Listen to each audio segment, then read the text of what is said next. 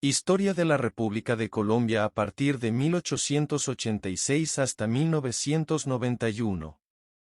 Parte 3. Década de 1960. La violencia en el país cada vez se podía sentir más, poco a poco se trasladó a los grandes centros urbanos y mostró lo que los campesinos y habitantes de la Colombia profunda debían soportar. La falta de propuestas claras y el poco interés de parte de la dirigencia política para dar solución a los problemas sociales hizo que estos se volvieran crónicos y deterioraran la calidad de vida del campesinado. Por esta razón, hubo una migración en masa hacia las ciudades, la cual produjo un crecimiento de los cinturones de miseria urbanos. En consecuencia, se fortaleció la economía informal, popular y social, motivo por el cual se empezaron a ver pregoneros, vendedores puerta a puerta y de pueblo en pueblo, caseadores, puestos ambulantes y negocios tipo San Andresito que con el correr del tiempo se convirtieron en una de las mayores fuentes de empleo, pero al mismo tiempo de problemas para la economía legal, tales como la venta de mercancías de contrabando y la competencia desleal para los comercios bien organizados.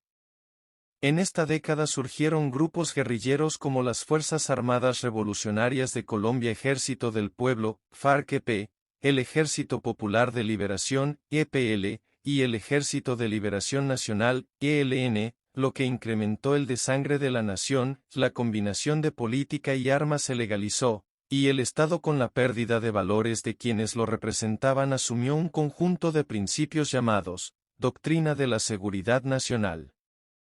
Dicha doctrina, por un lado, fue la causante de varios crímenes que fueron perpetrados con el fin de evitar la entrada del comunismo al territorio colombiano y, por otro, sirvió para el saqueo de las riquezas del país por parte de los contratistas extranjeros, en su mayoría de origen norteamericano, todo esto con la complicidad de los gobernantes, quienes se hicieron los de la vista gorda. El periodo terminó con algo de calma gracias a que el país recibió por primera vez la visita de un papa, Pablo VI, acontecimiento que colocó a Colombia de nuevo en las páginas de los diarios, así como en la televisión mundial. Sin embargo, este suceso fue solo un bálsamo en la turbulenta vida nacional porque días más tarde se volvió a la misma realidad. Década de 1970. Fue un decenio que comenzó en medio de la incertidumbre a raíz de la elección, poco transparente, del presidente Misael Pastrana Borrero, en la que el fraude y el descaro fueron evidentes según las reclamaciones del candidato perdedor Gustavo Rojas Pinilla. Aún hoy en día se sigue comentando dicho suceso. Sin embargo, algunos políticos del momento supieron organizar la trampa, pasar por alto las normas y salir adelante con un circo mediático. La prensa de ese tiempo, en compañía del Ministerio de Comunicaciones, que en más de una ocasión ha desinformado y engañado en este tipo de situaciones. Posteriormente, en el ambiente de inseguridad y tensiones que vivía Colombia, ocurrió una masacre de estudiantes en la Universidad del Valle causada por algunos miembros de la policía y del ejército como forma de represión y con aplicación de la mencionada política de seguridad nacional.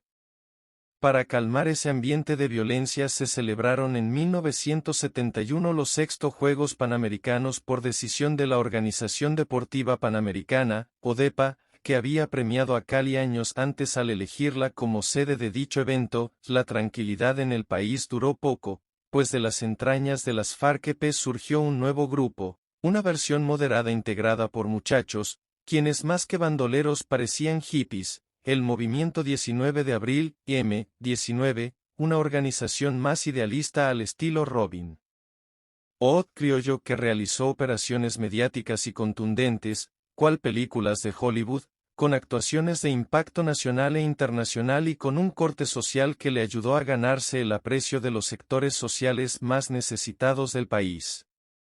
Dentro de sus acciones espectaculares y de impacto se anotan el robo de la espada que perteneció a Simón Bolívar, así como el de las armas del Cantón Norte en Bogotá.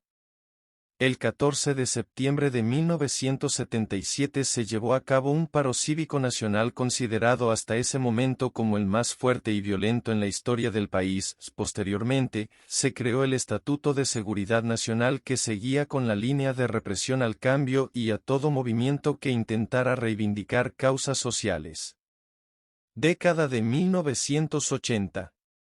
Es imposible pasar por alto este periodo que será recordado como el de mayor irracionalidad y violencia de la era moderna, tanto por los acontecimientos como por las muertes que dejó a su paso el ya fortalecido negocio del narcotráfico. Los años 80 abrieron el escenario en el cual ocurrieron una serie de crímenes de altas personalidades de la vida nacional y de los capós de la droga.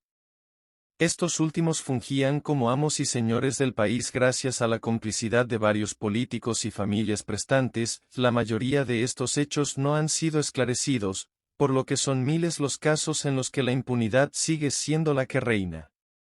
Ha sido inmenso y grave el daño producido por todo lo anterior, además de la dura violencia que ha azotado a nuestra patria, ya que floreció la cultura del enriquecimiento fácil como máximo ideal según la cual los logros materiales se alcanzan sin esfuerzo y por cualquier medio. Una generación de niños y jóvenes pagaron y aún pagan hoy el precio de este negocio que compra conciencias y destroza vidas, negocio y oficio al cual los productores nacionales e internacionales y los canales privados de nuestra televisión les siguen haciendo apología. Situación infame que a la fecha alcanza su máxima expresión con personas que se niegan a pagar el costo de sus malas acciones. Década de 1990. En esta época la violencia no daba tregua, continuó el narcotráfico, se asesinó a colombianos prestantes y del común, y el pueblo trató de subsistir con el rebusque ante la iniquidad de una clase dirigente indolente frente a tanto dolor. Los politicastros, políticos inhábiles, rastreros y malintencionados que actúan con fines y medios turbios para su beneficio personal, que gobernaron en esta época pensaban solo en engordar sus cuentas bancarias y en cómo pasar al trono un pariente o un amigo con el fin de continuar con la dictadura democrática en el siguiente periodo. Continuaron los golpes a la guerrilla y el M-19, que había firmado la paz, se alistaba para incursionar en la vida política y para dar origen a una nueva constitución, la de 1991. La década del 90 estuvo marcada por las mismas tristezas, inequidad y violencia que estuvieron presentes durante la década de los 80.